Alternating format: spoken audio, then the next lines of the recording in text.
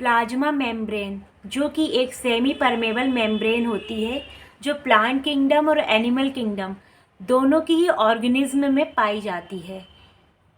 जब हम इसे प्लांट किंगडम में पढ़ेंगे तो प्लाज्मा मेम्ब्रेन को हम प्लाज्मेलिमा भी कहेंगे। यह वेजिटेटिव सेल से विपरीत स्थित नहीं होती, बल्कि यह दोनों वेजिटेटिव सेल और प्लाज्मा मेम्ब्रेन एक दूसरे से 15 से 20 माइक्रोमीटर से पृथक रहते हैं और इनके अंदर कुछ सब्सटेंस भरा होता है।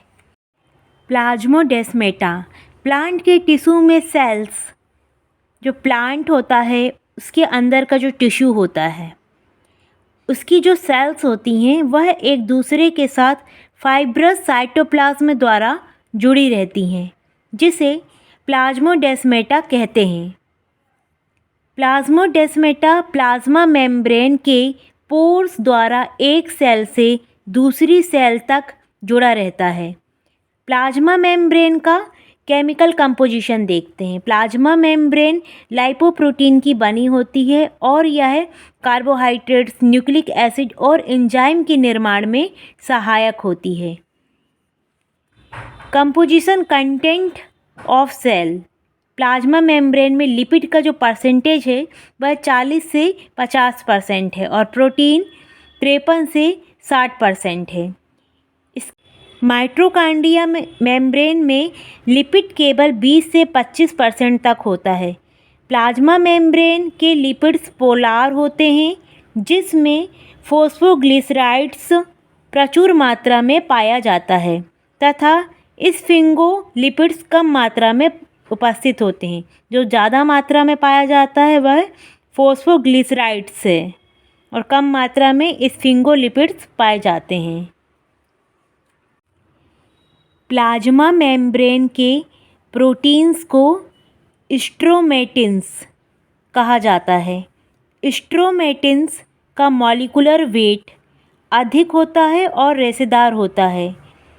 प्लाज्मा मेम्ब्रेन जब एनिमल में पाई जाती है तो उनके लीवर और आरबीसी की जो प्लाज्मा मेम्ब्रेन होती है वह hexose, amine, fructose, carbohydrates, sialic acid और प्रोटीन्स अणुओं के साथ संगठित होती है। ग्राम नेगेटिव बैक्टीरिया में प्लाज्मा मेम्ब्रेन की जो आउटर मेम्ब्रेन होती है वह लिपोपॉलीसैकेराइड और पॉलीप्रोटीन्स की बनी होती है। ग्राम नेगेटिव बैक्टीरिया में, ग्राम पॉजिटिव बैक्टीरिया में प्लाज्मा मेम्ब्रेन की आउटर मेम्ब्रेन टेकोइक एसिड की बनी होती है, मतलब टेकोइक एसिड भी पाया जाता है ग्राम पॉजिटिव बैक्टीरिया में। प्लाज्मा मेम्ब्रेन बैक्टीरिया की जो प्लाज्मा मेम्ब्रेन होती है उसकी इनर मेम्ब्रेन में कार्बोहाइड्रेट्स अब्सेंट होता है। प्लाज्मा मेम्ब्रेन की इनर और आउटर मेम्ब्रेन के बीच म्यूकोपेप्टाइड का बना एक तीसरा लेयर पाया जाता है। बायोलॉजिकल मेम्ब्रेन यानी कि प्लाज्मा मेम्ब्रेन में एंजाइम्स की संख्या 30 से अधिक होती है। प्रमुख enzyme in biological membrane, plasma membrane के प्रमुख एंजाइम, सबसे पहले आता है एटीपेज, दूसरा एल्केलाइन फॉस्फेटेज, तीसरा न्यूक्लिएज। एटीपेज एंजाइम मेम्ब्रेन में आयन के एक्टिव ट्रांसपोर्ट में सहायक होते हैं। हमारी plasma membrane semi permeable membrane है, तो इससे बहुत सारे आयंस मेम्ब्रेन के अंदर और मेम्ब्रेन के बाहर आते जाते हैं। बहुत सारे मॉलिक्यूल्स का ट्रांसपोर्ट होता है, तो आयंस के एक्टिव ट्रांसपोर्ट के लिए एटीपेज एंजाइम रिस्पॉन्सिबल होता है। आयन की सक्रियता एक्टिवेशन मेम्ब्रेन के लिपिड्स पर निर्भर करती है। माइटोकॉन्ड्रिया के आउटर मेम्ब्रेन में ये जो एटीपेज एंजाइम है यह फैटी एसिड की क्रियाशीलता में भाग लेते हैं, ऑक्सीकरण में भाग लेते हैं और क्रेब्स साइकिल में भाग लेते हैं। Molecular structure of plasma membrane, सर्वप्रथम रॉबर्टसन के अनुसार प्लाज्मा मेम्ब्रेन लिपिड की बायलेयर मेम्ब्रेन है। यूनिट मेम्ब्रेन यानी कि प्लाज्मा मेम्ब्रेन की कुल मोटाई 75 एंगस्ट्रॉम होती है, जिसमें प्रोटीन की मोटाई 25 एंगस्ट्रॉम होती है और प्रोटीन की 2 लेयर्स 2 स्तर पाए जाते हैं और लिपिड का एक स्तर इस प्रकार चारों ओर स्थित होता है जो कि 25 एंगस्ट्रॉम वाला होता है। यहाँ पर ये प्लाज्मा मेम्ब्रेन का स्ट्रक्चर है जिसकी परिधि की तरफ दोनों तरफ प्रोटीन की 2 लेयर्स हमको देखने को मिल रही है, इनर लेयर और ये आउटर लेयर प्रोटीन्स की, और बीच में हमें लिपिड की 1 लेयर देखने को मिल रही है, मिडिल लेयर। अगर हम यहाँ पर लिपिड का स्ट्रक्चर देखें तो उसमें एक एंड पाया जाता है और यहाँ पे ये 2 टेल्स आपको देखने को मिल रही हैं। ये टेल्स फैटी एसिड की टेल्स होती हैं जो कि सेंटर में पाई जाती हैं और ये फैटी एसिड की टेल्स हाइड्रोफोबिक होती हैं, यानी कि वाटर मॉलिक्यूल्स इनके साथ अटैच नहीं हो सकते, यहाँ तक नहीं आ सकते वाटर मॉलिक्यूल्स। और ये वाला जो एंड होता है ये ग्लिसरॉल एंड होता है लिपिड का। ये वाला एंड ग्लिसरॉल एंड है जिसे हम मेनली कोलेस्टेरॉल के नाम से जानते हैं। यह हाइड्रोफिलिक होता है, यानी कि यहाँ पर वाटर मॉलिक्यूल्स अटैच हो सकते हैं, यहाँ तक आ सकते हैं। इस प्रकार लिपिड की हाइड्रोफोबिक और फैटी एसिड की टेल सदैव सेंटर की ओर स्थित होती है तथा इनके हाइड्रोफिलिक एंड्स ग्लिसरॉल एंड्स परिधि पेरीफेरी की ओर रहते हैं। प्लाज्मा मेम्ब्रेन के दोनों स्तर, ये जो 2 लेयर्स हैं, ये वाली और ये वाली, ये दोनों लेयर प्रोटीन्स के बने होते हैं। और लिपिड का ये जो स्ट्रक्चर है इसमें जो फैटी एसिड हैं, ये जो हाइड्रोफोबिक टेल्स है, ये एक दूसरे से काफ़ी पास पास हैं, ये देखिए सेंटर में स्थित हैं। और जो ये कोलेस्टेरॉल वाला, ये ग्लिसरॉल वाला जो है, ये एंड एक दूसरे से काफ़ी दूर दूर हैं। लेयर्स इस प्रकार, ये जो लेयर होती हैं ये ट्राई लेयर्स होती हैं, यानी कि त्रिस्तरीय लेयर होती हैं, 2 प्रोटीन की और एक लिपिड की। और प्लाज्मा मेम्ब्रेन से पास होने वाले, ट्रांसपोर्ट होने वाले जो आयंस होते हैं, ठीक है, प्लाज्मा मेम्ब्रेन एक सेमी परमेबल मेम्ब्रेन है। तो जो अर्ध पारगम्य मेम्ब्रेन है उससे जो भी आयंस और मॉलिक्यूल्स आते या जाते हैं, ट्रांसपोर्ट होते हैं, उनका व्यास 7 से 10 एंगस्ट्रॉम का होता है। जिन जिन ऑर्गेनेल्स में प्लाज्मा मेम्ब्रेन पाई जाती है उनके नाम Golgi bodies, lysosome, endoplasmic reticulum, glyoxysomes. Double membrane layer, ये जो प्रोटीन की डबल लेयर पाई जाती हैं, ये प्लाज्मा मेम्ब्रेन में ये न्यूक्लियस और माइटोकॉन्ड्रिया पर लागू होती हैं। न्यूक्लियर मेम्ब्रेन की प्रत्येक यूनिट मेम्ब्रेन 8 नैनोमीटर मोटी होती है। एंडोप्लाज्मिक रेटिकुलम मेम्ब्रेन तथा प्लाज्मा लेमा से ट्यूबुलस जुड़ी रहती हैं, मतलब कि ट्यूबुलस फॉर्म में जुड़ी रहती हैं। Lipid protein bilayer model of plasma membrane, जो कि डेवसन और डेनीली ने दिया था। इसमें लिपिड के अणुओं की 2 लेयर दोनों स्तर यूनिट मेम्ब्रेन के सेंटर में विन्यस्त रहती है। हमने यहाँ पर भी देखा है, ये जो लिपिड है इसकी भी 2 लेयर्स हैं ना यहाँ पर, ये देखो, ये फर्स्ट लेयर और ये सेकंड लेयर जो कि सेंटर में पाई जा रही है, लेकिन हम इसको पूरे को 1 लेयर ही बोलते हैं। ये 1 लेयर हम तब बोलेंगे यहाँ पर जब ये रॉबर्टसन का जो मॉडल था वो ट्राई लेयर प्लाज्मा मेम्ब्रेन वाला था, रॉबर्टसन का, मतलब 2 लेयर प्रोटीन की और 1 लेयर लिपिड्स की। और यहाँ पर जो लिपिड प्रोटीन बायलेयर मॉडल है प्लाज्मा मेम्ब्रेन का, वह 1935 में डेवसन और डेनेली ने दिया है।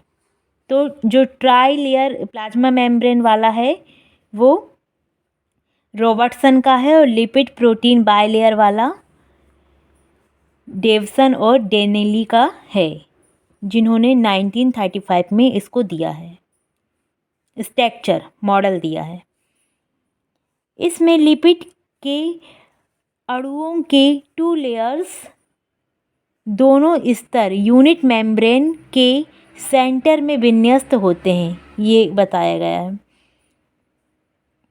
और प्रत्येक स्तर एक अणु मोटा होता है। एक लेयर में सभी लिपिड अणुओं के पोलर एंड्स बाहर की ओर होते हैं। ये देखिए, ये वाला जो एंड है ना, ये तो उसकी टेल है, हाइड्रोफोबिक टेल, फैटी एसिड वाली टेल। लेकिन ये वाला जो पार्ट होता है, ये जो हमने ग्लिसरॉल वाला एंड पढ़े थे, ये पोलार होता है और बाहर की ओर होता है, पेरीफेरी की तरफ होता है, और फैटी एसिड वाला सेंटर की तरफ होता है। और जो नॉन पोलार एंड्स होता है मेम्ब्रेन के सेंटर की तरफ होता है। यानी ये वाला जो एंड है, अभी हमने देखा था डायग्राम पे, ये सेंटर की तरफ था, ये जो नॉन पोलार वाला एंड है फैटी एसिड वाला, और ये जो पोलार एंड है ग्लिसरॉल वाला, ये पेरीफेरी की तरफ होता है, परिधि की तरफ प्लाज्मा मेम्ब्रेन में। जब हम इसी लिपिड प्रोटीन बायलेयर का अल्ट्रा स्ट्रक्चर देखते हैं तो प्रोटीन्स 2 टाइप्स के मिलते हैं। लिपिड स्तर में प्रोटीन्स बिखरे हुए रहते हैं, जैसे समुद्र में हम किसी हिम सेल को तैरता हुआ देख सकते हैं, वैसे ही समुद्र को हम लिपिड मान लेते हैं और हिम सेल्स को हम प्रोटीन मान लेते हैं। वैसे ही लिपिड प्रोटीन बायलेयर स्ट्रक्चर होता है, जो लिपिड रूपी समुद्र में आइस क्यूब की तरह प्रोटीन तैरते हैं। और प्रोटीन 2 टाइप्स के होते हैं, पहला इंट्रिंसिक प्रोटीन और दूसरा एक्सट्रिंसिक प्रोटीन। जो एक्सट्रिंसिक प्रोटीन होता है वह आउटर कवरिंग बनाता है। प्लाज्मा मेम्ब्रेन में औसत संगठन 40% प्रोटीन्स होते हैं और 60% लिपिड का होता है। लिपिड के प्रमुख भाग जैसे फॉस्फोलिपिड्स, लेसिथिन, सेफेलिन, स्फिंगोमाइलिन, कुछ अन्य प्रकार के लिपिड्स जैसे कि कोलेस्टेरॉल, सेरेब्रोसाइट्स, गैंग्लियोसाइट्स, पॉलीसेकेराइड्स भी पाए जाते हैं। प्लाज्मा मेम्ब्रेन में इतने प्रकार के लिपिड्स पाए जाते हैं। फंक्शन ऑफ प्लाज्मा मेम्ब्रेन उत्सर्जन का, एक्सक्रीशन का होता है, रीअब्जॉर्प्शन का होता है, रक्षण का होता है, अवलंबन का होता है, सस्पेंशन का होता है, आयन एक्सचेंज होते हैं प्लाज्मा मेम्ब्रेन से, जो उसका मेन फंक्शन है। प्लाज्मा मेम्ब्रेन में वाटर का ट्रांसपोर्ट ऑस्मोसिस की प्रक्रिया के दौरान होता है। यानी कि जो वाटर का कंसंट्रेशन होता है वो तो ऑलमोस्ट लो कंसंट्रेशन ही होता है, क्योंकि उसमें कुछ मिला हुआ नहीं होता। और जो प्लाज्मा मेम्ब्रेन के अंदर का कंसंट्रेशन होता है उसमें विभिन्न विभिन्न प्रकार के पदार्थ पाए जाते हैं, इसलिए उसका कंसंट्रेशन, उसकी सांद्रता हाई होती है। तो वाटर का ट्रांसपोर्ट हमेशा ऑस्मोसिस प्रक्रिया के दौरान होता है, यानी कि लो कंसंट्रेशन कम सांद्रता से हाई कंसंट्रेशन अधिक सांद्रता की ओर वाटर मॉलिक्यूल्स का ट्रांसफ़र होता है। लेकिन सिर्फ वाटर का ही ट्रांसफ़र ऑस्मोसिस के दौरान होगा। जो बाकी के मेटाबॉलिक पदार्थ हैं ना तो इस प्रकार से सेल के अंदर आएंगे और ना ही सेल से बाहर जाएंगे। अणुओं का परिवहन, transport of molecules. Plasma membrane में वाटर के बाद मॉलिक्यूल्स का ट्रांसपोर्ट, अणुओं का परिवहन 2 टाइप से होता है, एक्टिव ट्रांसपोर्ट और पैसिव ट्रांसपोर्ट। एक्टिव नाम से ही पता चल रहा है कि इसमें एटीपी का खर्च होना होगा, यानी कि एक्टिव ट्रांसपोर्ट में मॉलिक्यूल्स लो कंसंट्रेशन से हाई कंसंट्रेशन की ओर जाते हैं। ये तो वाटर मॉलिक्यूल्स भी ऐसे ही जाते थे, लेकिन वाटर मॉलिक्यूल्स में कुछ मिला हुआ नहीं रहता, उसमें कोई अन्य पदार्थ नहीं मिले रहते, उसका कंसंट्रेशन लो ही होता है। लेकिन यहाँ पर क्या हो रहा है कि मॉलिक्यूल्स का ट्रांसफ़र हो रहा है, ऐसे मॉलिक्यूल्स जो बहुत सारे पदार्थों से मिलकर बने हुए हैं, तो उनको लो कंसंट्रेशन से हाई कंसंट्रेशन में भेजने के लिए, ढकेलने के लिए एटीपी खर्च करना पड़ता है, एटीपी की आवश्यकता होती है, जो कि सांद्रण शक्ति के विपरीत होता है।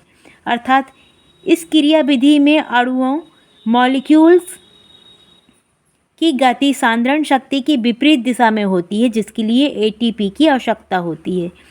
पैसिव ट्रांसपोर्ट डिफ्यूज़न के थ्रू होता है, यहाँ पर हाई कंसंट्रेशन से लो कंसंट्रेशन की ओर मॉलिक्यूल्स को भेजा जाता है।